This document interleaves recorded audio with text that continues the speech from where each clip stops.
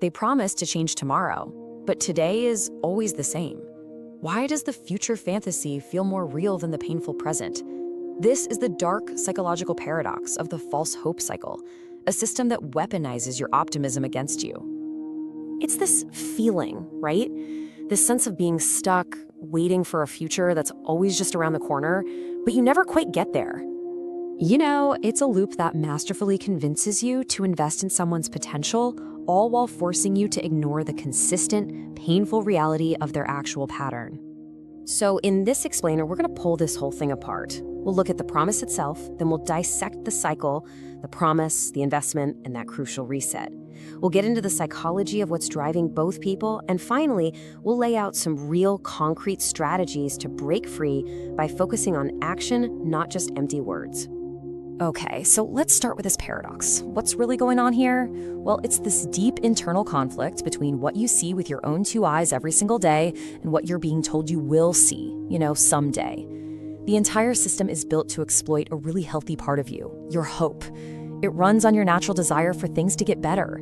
But here's the catch. This isn't real hope. It's a manufactured version specifically engineered to keep you hooked into a situation that's actually hurting you. And here's the formal definition. The false hope cycle isn't some random, chaotic thing. No, it is a predictable, self-sustaining pattern. The absolute key is how it shifts your focus.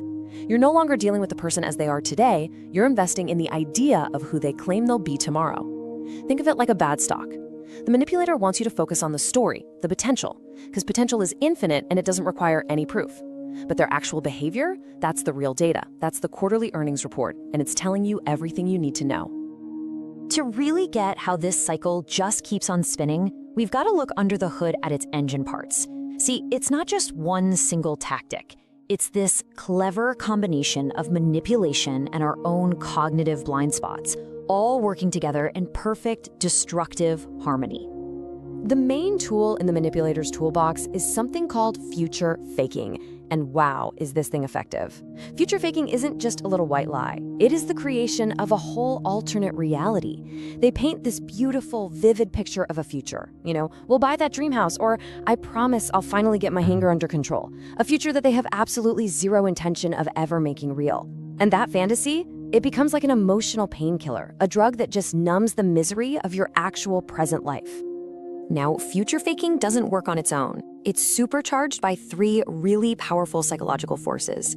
First up is intermittent reinforcement. This is that random little breadcrumb of good behavior, a kind word, a tiny gift that shows up right after a long stretch of awful behavior. It's totally unpredictable, and that's what makes it so addictive. It's just like pulling the lever on a slot machine. Second, you've got the sunk cost fallacy.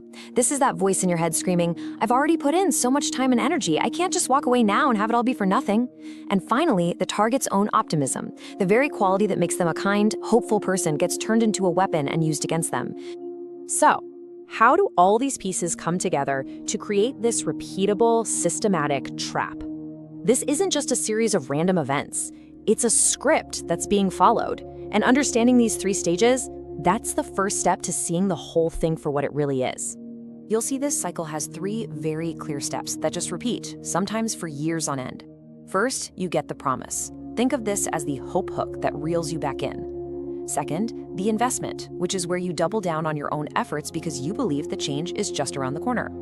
And third, the reset. This is where the manipulator breaks the promise, but then quickly renews that hope, starting the whole toxic cycle all over again. It all kicks off with the promise. And this is strategic. It almost always happens right after a big screw-up or at the exact moment you look like you're about to leave. The manipulator makes this huge, sweeping promise. It's almost never small or immediate. It's always about the future. I'll change, I'll stop, I'll start.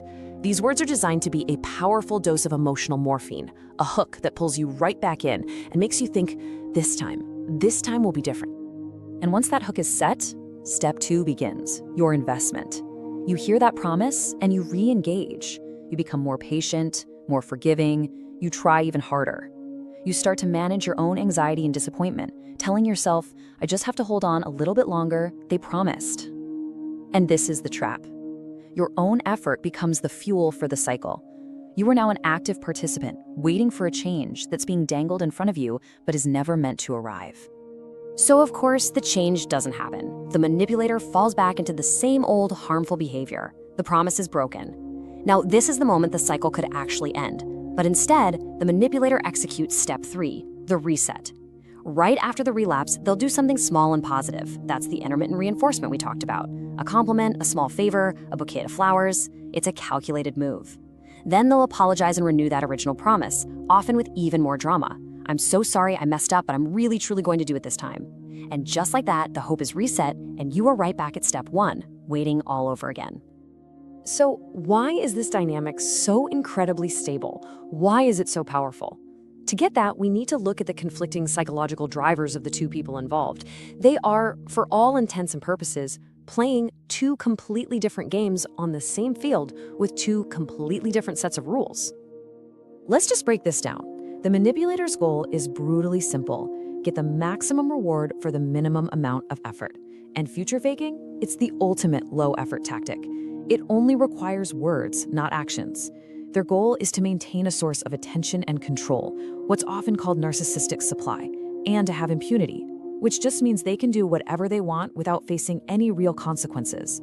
Now, on the other side, the target is being driven by these really powerful internal forces. Their optimism bias makes them want to believe the promise, and their need to avoid the pain of the sunk cost fallacy makes them terrified to admit their entire investment might have been for nothing. And this leads to this really painful internal battle called cognitive dissonance. It's the intense mental stress you feel when you hold two completely conflicting beliefs at the same time. Belief number 1 is, I have invested years of my life, my love, my energy into this. And belief number 2 is, all the current evidence shows this investment is bringing me nothing but pain. So to fix this conflict, your brain has to throw out one of those beliefs. And it is so much easier to throw out the painful present reality and just cling to that future promise. The hope for change becomes the only thing that justifies all the suffering you've already been through.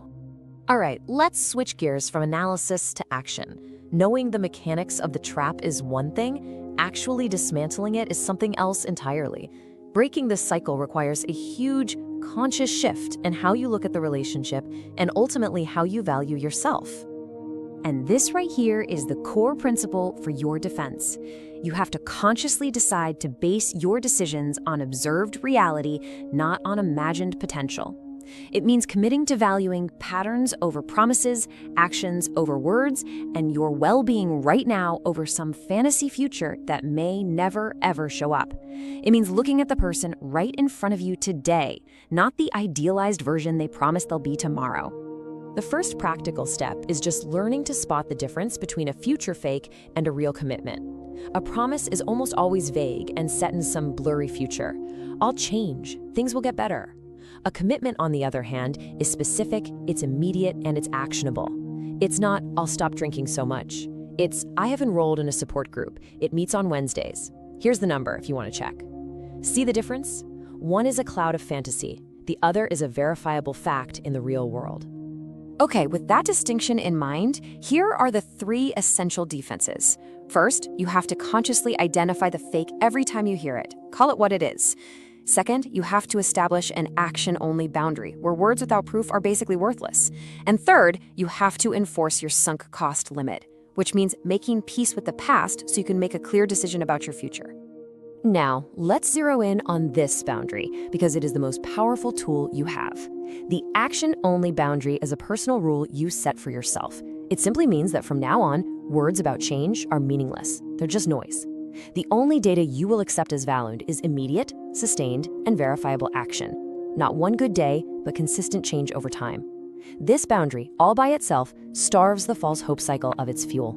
Without your belief in the promise, the cycle physically cannot reset.